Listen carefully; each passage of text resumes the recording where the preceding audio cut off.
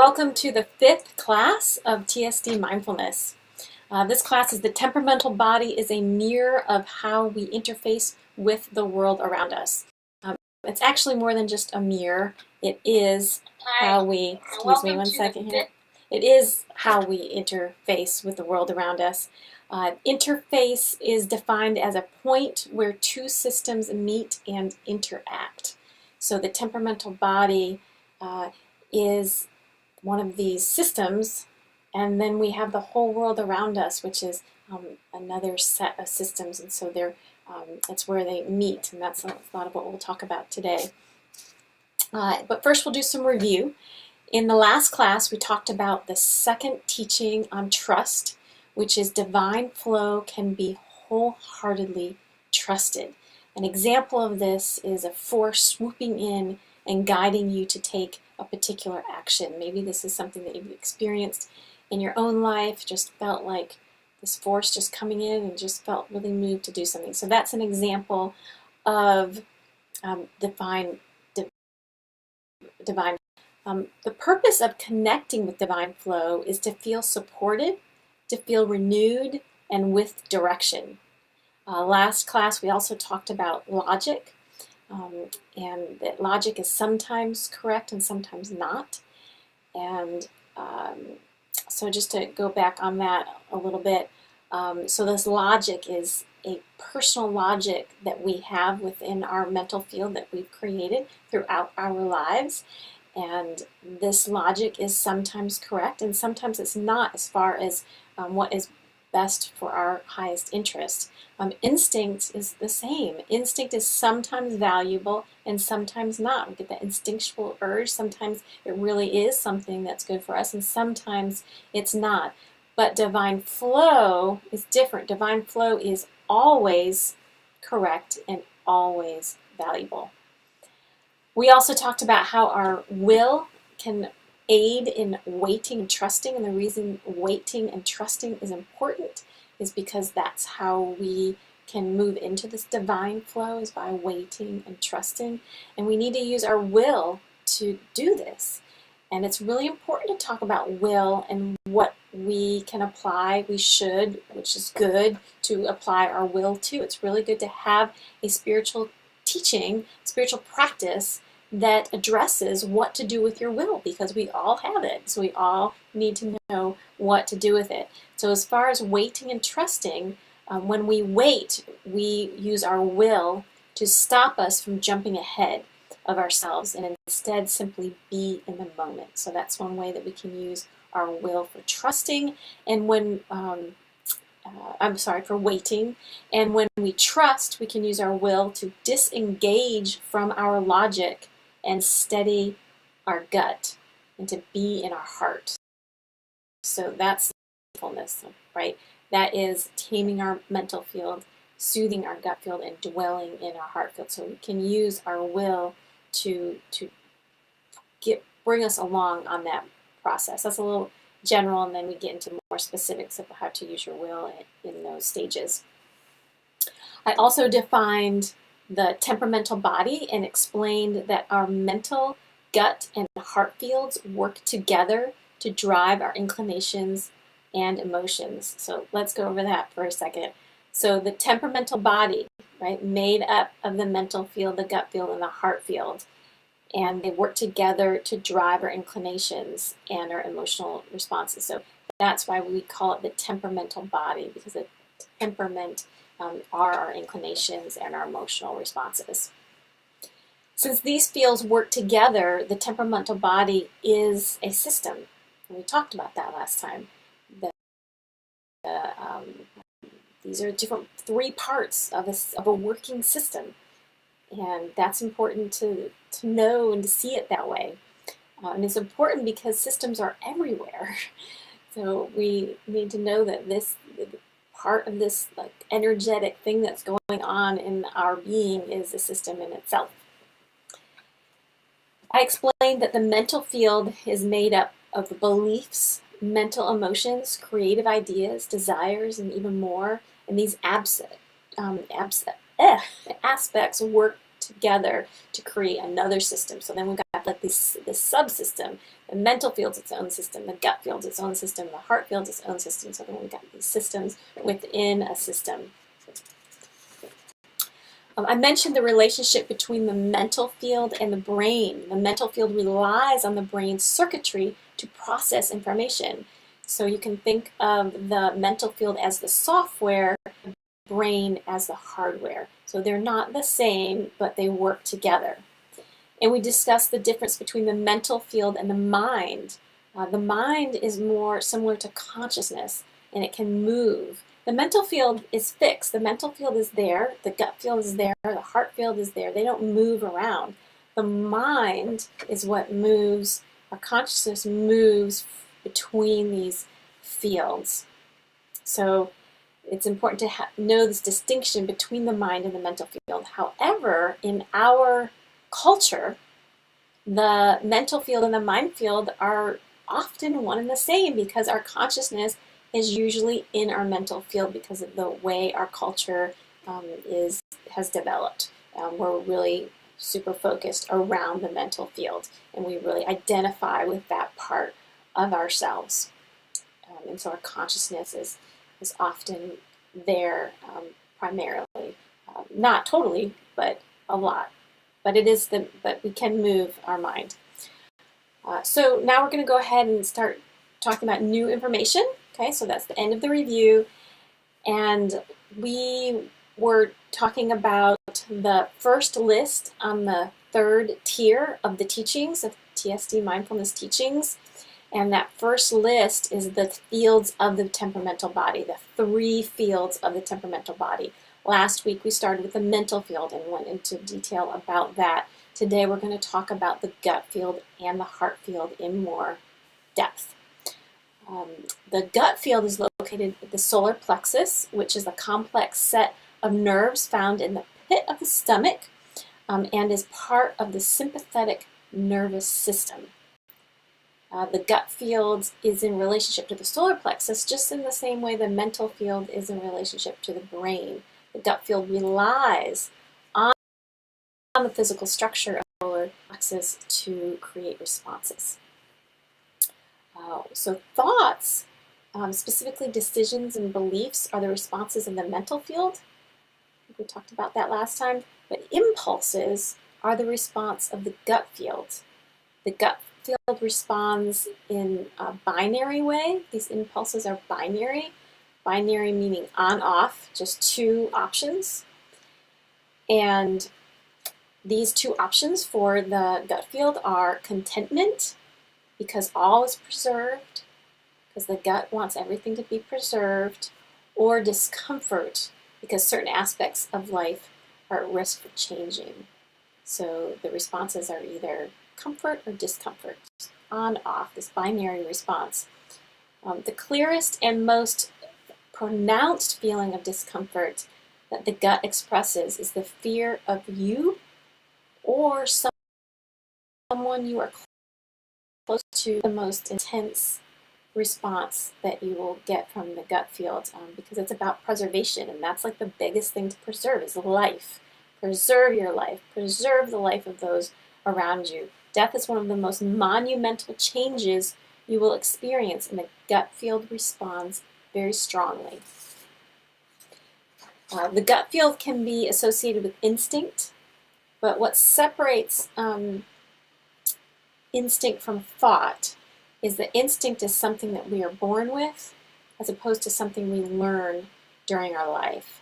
However, I don't want there to be a confusion. The gut field isn't primarily or totally based in instinct as far as the type of instinct that is that you're born with, the innate instinct.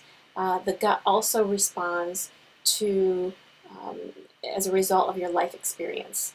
So therefore the gut field is not combined. When practicing TSD mindfulness, we use reassurance to soothe the gut. This is in contrast to the mental field. So that's something that's really important, a real big distinction between TSD mindfulness and traditional mindfulness practice, is that there's these different approaches for the different fields. we will approach the mental field, work with the mental field in a different way than we would work with the gut field. The mental field, we want to disengage. We want to focus on something like a sound or a physical sensation to disengage from the mental field. We want to kind of step back. The gut field, it doesn't work that way. The gut field, you can't really just step away from it. That's actually going to maybe make it worse for the gut field. Instead, you kind of need to lean into the gut field and bring into consciousness, your consciousness, some concepts that are going to help relieve, bring some relief to your gut field. So again, with the mental field, we use concentration, but the gut field, we wouldn't do that. We use reassurance. So in a sense, we speak to the gut and remind the gut of all that will remain intact and be preserved. Because remember, the gut field is all about preservation and very worried about what's going to be preserved and what's not going to be preserved. And it's not just a physical life. We're also preserving our emotional self, our emotions, preserving our emotions. We want to preserve our ego. So these are some things that the gut field is going to be concerned about. And if a change is on the horizon, okay, so the way we soothe our gut is we want to remind the gut all that is going to remain intact. So the gut's triggered, it feels something in your life is going to change. And one way that we can soothe the gut is to bring into our consciousness a list of all of the things in our life that are actually not going to change.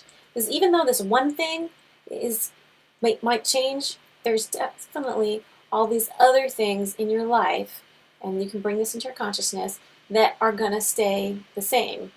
And so just running that list through your consciousness can help calm your gut a little bit.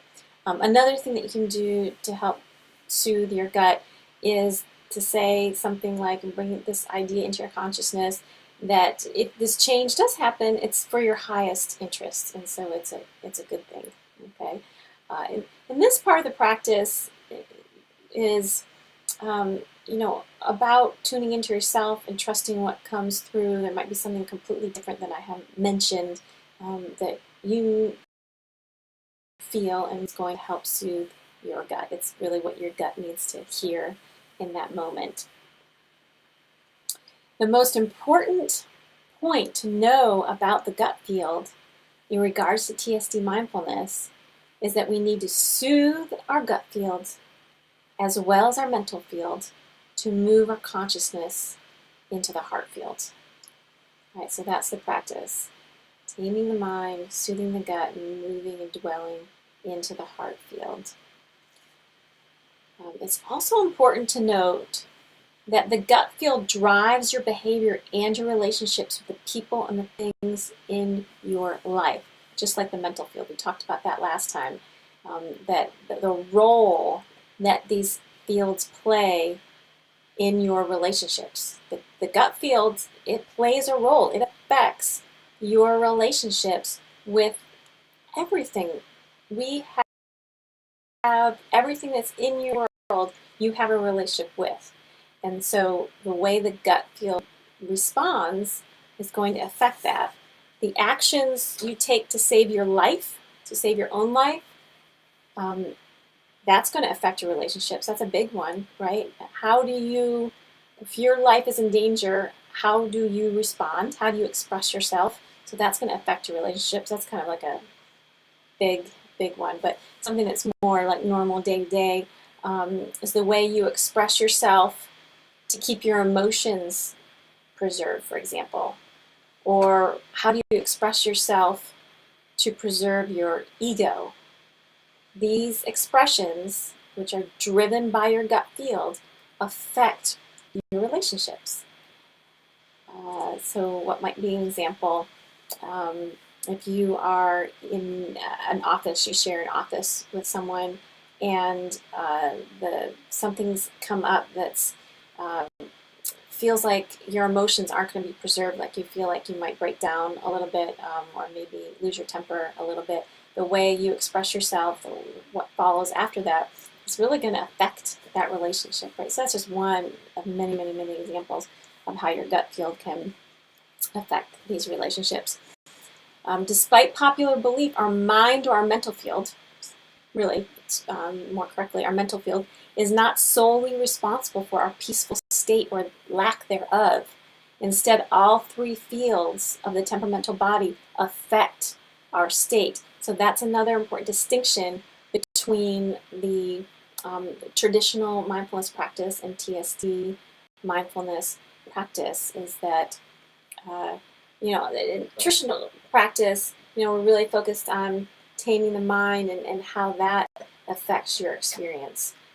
But this, we're not just paying attention to the gut and the heart, because those are also affect your state for sure.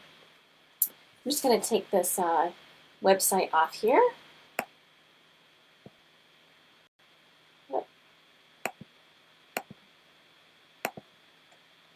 There we go. All right. And so we've talked a little bit about the gut field, and now we're going to move on and talk about the heart field. It's the third item on the list of the fields of the temperamental body. The final field, the heart field, is located in the heart area. The heart field is the most ambiguous of the three fields, yet it's the most powerful in our lives. Ambiguous, meaning hard to interpret. The heart field is the one that's the hardest to interpret. The mental field is pretty easy to interpret. It's very verbal.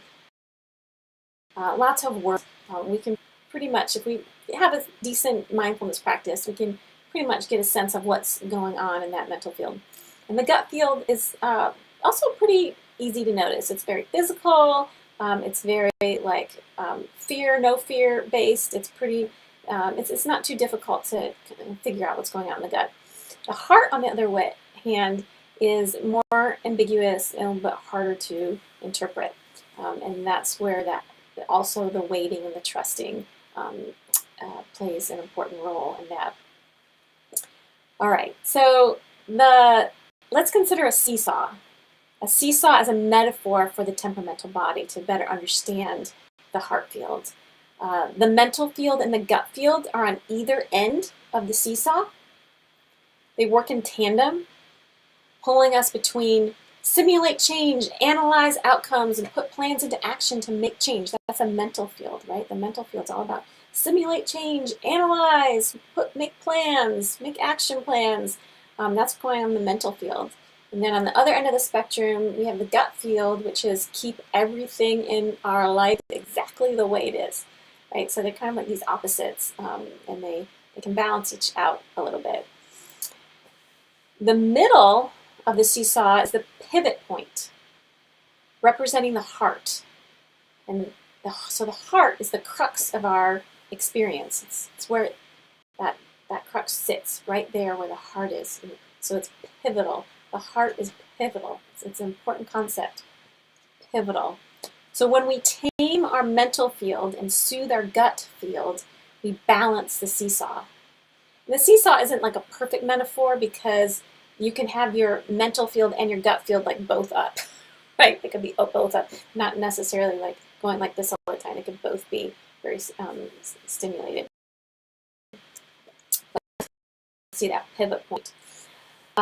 So when we balance the seesaw, we tame the mental field and we soothe the gut field, then we make it possible to move into our heart field, because we're balanced. It's just easier. It's just seeing that image of a seesaw going up and down. It's hard to really be in that center, that pivotal point. But when the seesaw is balanced and still, it's easier to be in that center part, which is the heart.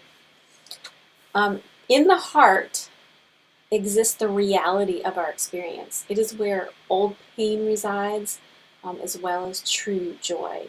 So it's real. What's there is real. What's up here and in our gut, not necessarily totally real. When practicing TSD mindfulness, focus on moving your consciousness into your heart field and acknowledge what is there. What is there? What is in our heart? Once we've tamed the mind, we've disengaged, calm, that soothe the gut, then what is there in the heart? What is there expresses itself in different ways for different people. You might notice a physical sensation.